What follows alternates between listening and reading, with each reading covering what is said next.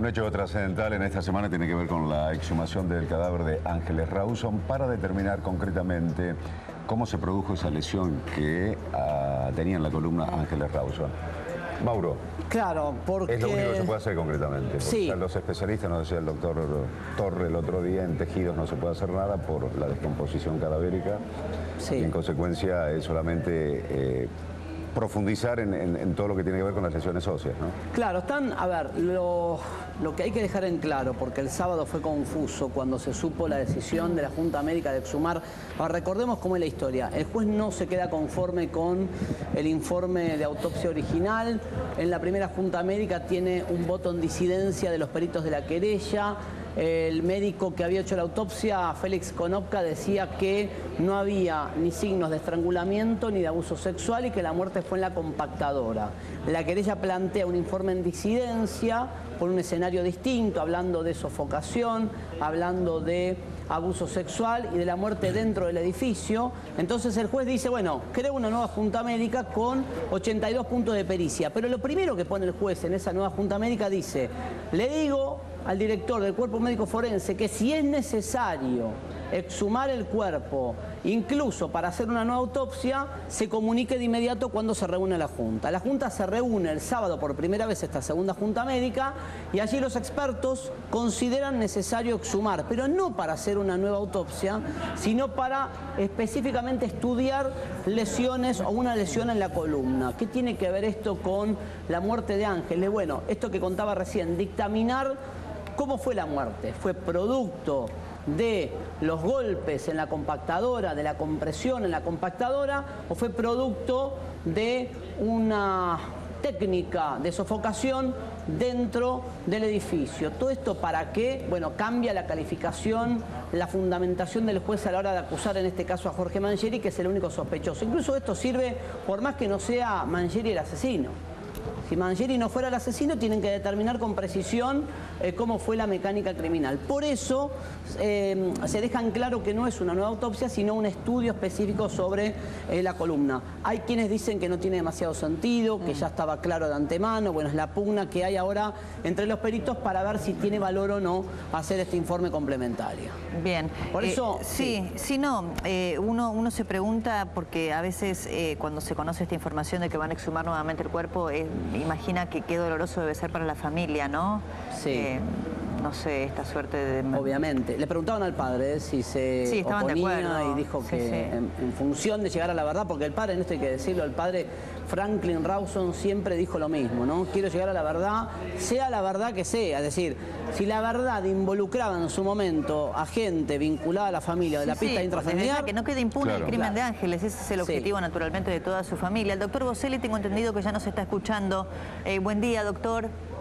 ¿Cómo están? Buen día. ¿Qué tal? ¿Cómo le va? Bien, bien. Bueno, aquí nos preguntábamos qué resultado eventualmente que usted puede arrojar la exhumación del cuerpo. Bueno, en principio, como lo explicaba muy bien nuestro perito médico, el doctor Méndez, esta exhumación es con el objeto de practicar algún ejercicio técnico, no es una reautopsia, sino que se va a evaluar específicamente una lesión que la víctima tiene sobre la columna vertebral y que los médicos que conforman la nueva Junta Médica consideraron que no era suficiente el material fílmico o de placas radiográficas que obran en la causa y entonces decidieron la exhumación. Y en eso nos había llegado cuando se practicó la autopsia, en determinar en ese momento el porqué o la causa de esa lesión en la columna. Bueno, el primer informe de la autopsia es categórico en el sentido de que la causa de la muerte es por obra de el aplastamiento sufrido por las máquinas de compactación de la basura, que eso provocó, como ese había sido un mecanismo de compactación de abajo hacia arriba, provocó una asfixia por, bueno, 2 o 3 mecanismos que están bien descritos allí, ¿verdad? Bien, doctor Boselli, y eso entonces puede llegar a determinar concretamente si en el análisis que van a hacer en esa lesión en la columna, si fue en la compactadora o fue provocada por el asesino. No, en realidad lo que se pretende es dar respuesta a la serie de 72 interrogantes que hizo el juez, y en muchas de ellas se pretende la respuesta sobre si esa lesión puede haber sido una de las causas de la muerte, de manera que entiendo que la idea es dar respuesta a esas preguntas específicas, pero como las preguntas barren todo el espectro, digamos, va a ser bastante, el debate me da la sensación que va a ser bastante extenso. Ahora, doctor, Mauro Zeta lo saluda, ¿cómo le va? ¿Qué tal, Mauro? Lo quiero llevar a su terreno de genetista. Hay un punto que me llamó la atención en los 82 puntos de pericia del juez de la causa, Javier Ríos, que tiene que ver con un pedido puntual que hace el juez. Le pido que me explique quién lo pidió esto y por qué el juez lo acepta y qué puede pasar con esta exhumación, donde el juez plantea que en relación al punto 2 solicítese al cuerpo médico forense que informe si existe muestra remanente de las muestras identificadas como, da unos valores, unos parámetros, que tiene que ver, para traducírselo a la gente, con si existe la chance de remanente en las uñas de Ángeles Rawson, me imagino, para hacer una contraprueba, una repericia. Digo, ¿esto quién lo pidió? Y la pregunta es si en la exhumación se puede plantear justamente preservar las uñas para hacer eventualmente un nuevo cotejo, teniendo en cuenta que la defensa cuestiona la cadena de custodia que se hizo al momento del cotejo genético. Le voy a hacer varias aclaraciones que me parece que vienen muy bien para los televidentes. No. En principio, nosotros le solicitamos al señor juez que nos indique si había quedado muestra de las ya extraídas y las que dieron lugar al informe del día 19 y del día 26, si había quedado muestra en el laboratorio, cosa que entendíamos debía ser así, porque normalmente no, en esos casos uno extrae de más y no agota en un primer informe.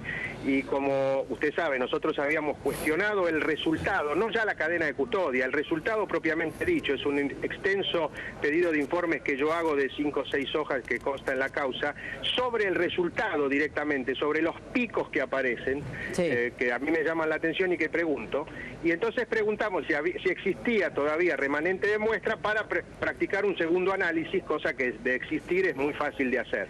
Bueno, lamentablemente nos informó el cuerpo médico forense que ya no quedaba muestra en el laboratorio, con lo cual no había posibilidad de repericia, y entendemos que eso sí es una falta al Código de Procedimientos, porque para agotar la muestra se debe tener la aprobación previa del juez, porque si no usted se imagina que ya a la defensa no nos queda ninguna posibilidad de repericiar nada. Claro. En este caso no existió. ¿Y ahora con la exhumación?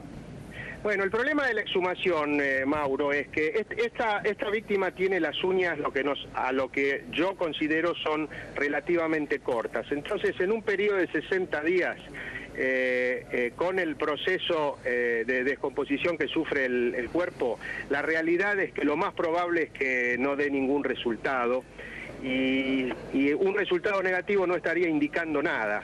Bien. De manera que me da la sensación de que en un principio nosotros lo pensamos, pero después la verdad es que la bibliografía internacional apoya el hecho de que si esto no se hace en el momento, como debió haberse hecho, no tiene demasiado sentido, porque en la jerga se dice la víctima avanza, es decir, es muy probable que lo que encontremos es el perfil de Ángeles. Bien, gracias.